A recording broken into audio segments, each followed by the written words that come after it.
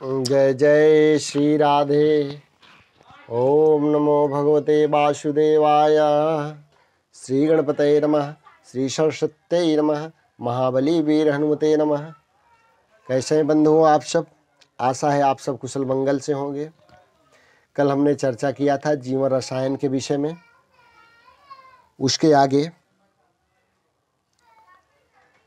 आज 18वीं बात पे चर्चा करेंगे।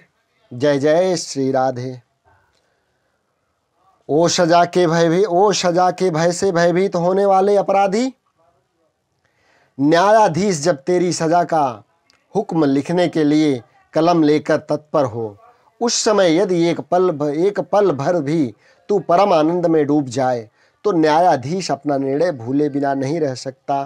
फिर उसकी कलम से वही लिखा जाएगा जो परमात्मा के साथ तेरी नूतन स्थिति के अनुकूल होगा। 19वीं बात है, पवित्रता और सच्चाई, विश्वास और भलाई से भरा हुआ मनुष्य उन्नति का झंडा हाथ में लेकर जब आगे बढ़ता है तब किसकी मजाल है कि बीच में खड़ा रहे। यदि आपके दिल में पवित्रता, सच्चाई और विश्वास है तो आपकी दृष्टि लोहे के पर्दे को भी चीर सकेगी और आपके विचारों की ठोकर से पहाड़ के पहाड़ भी चकनाचूर हो सकेंगे। वो जगत के बादशाहों, आगे से हट जाओ, यह दिल का बादशाह पधार रहा है।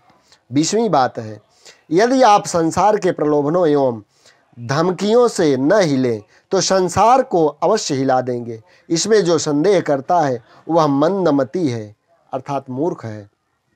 21वीं बात है, वेदांत का यह सिद्धांत है कि हम बद्ध नहीं हैं बल्कि नित्य मुक्त हैं। इतना ही नहीं, बद्ध हैं यह सोचना भी अनिष्टकारी है, भ्रम है।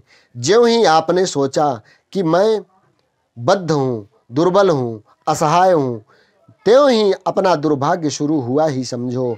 आपने अपने पैरों में एक जंजीर और बांध दी। अतः सदा मुक्त होने का विचार करो और मुक्ति का अनुभव करो।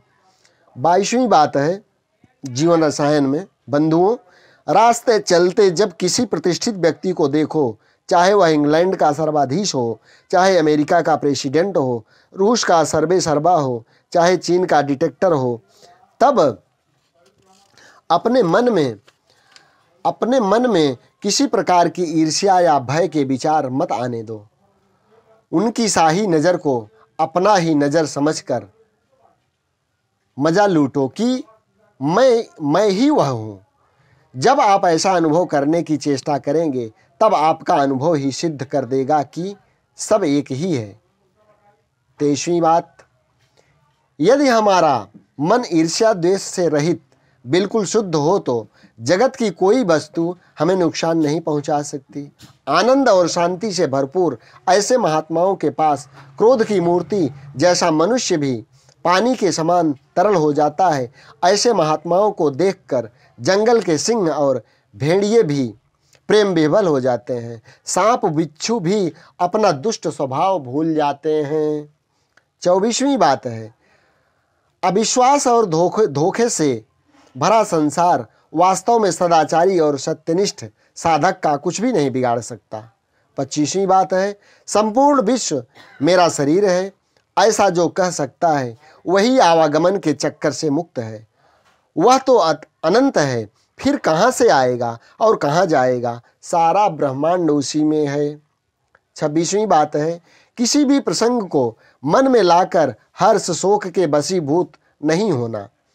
मैं अजर हूँ, अमर हूँ, मेरा जन्म नहीं, मेरी मृत्यु नहीं, मैं निर्लिप्त आत्मा हूँ। यह भाव दृढ़ता से हृदय में धारण करके जीवन जियो।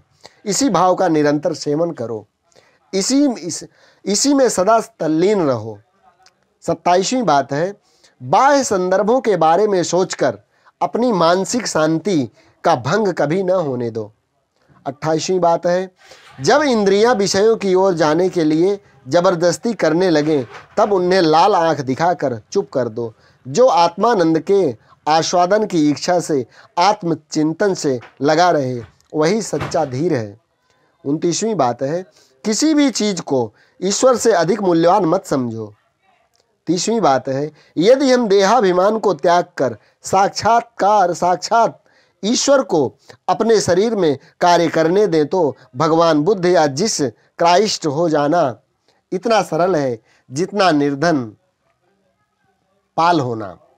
31वीं बात है, मन को बस में करने का उपाय, मन को अपना नौकर समझकर स्वयं को उसका प्रभु मानो।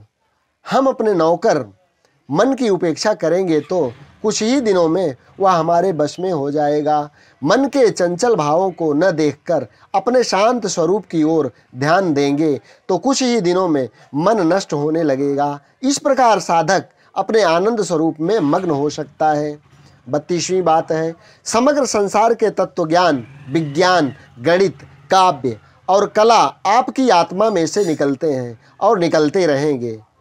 33वीं बात है, वो खुदा को खोजने वाले, तुमने अपनी खोजबीन में खुदा को लुप्त कर दिया है, भगवान को लुप्त कर दिया है। प्रयत्न रूपी तरंगों में अनंत सामर्थ्य रूपी समुद्र को छुपा दिया है।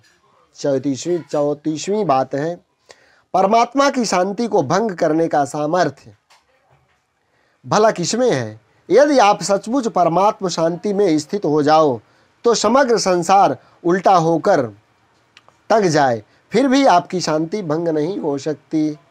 35वीं बात है, महात्मा वही है जो चित्त को डामाडोल करने वाले प्रसंग आए फिर भी चित्त को बस में रखे, क्रोध और शोक को प्रविष्ट न होने दे। वृत्ति यदि आत्मस्वरूप में लीन होती हो तो उसे सत्संग, स्वाध्याय या अन्य किसी भी काम के लिए बाहर नहीं लाना चाहिए। 37वीं बात है, सुदृढ़ अचल संकल्प शक्ति के आगे मुसीबतें इस प्रकार भागती हैं जैसे आधी तूफान से बादल बिखर जाते हैं। 38वीं बात है, सुषुप्ति अर्थात गहरी नींद आपको बलात् अनुभव कराती है कि जागृत का जगत चाहे कितना ही प्यारा और सुंदर लगता हो पर उसे भूले बिना शांति नहीं मिलती। और सुषुप्ति में बलात् विस्मरण हो, उसकी सत्यता भूल जाए तो 6 घंटे निद्रा की शांति मिले। जागृत में उसकी सत्यता का अभाव लगने लगे तो परम शांति का प्राप्त प्राज्ञ पुरुष बन जाए। निद्रा रोजाना सीख देती है कि यह ठोस जगत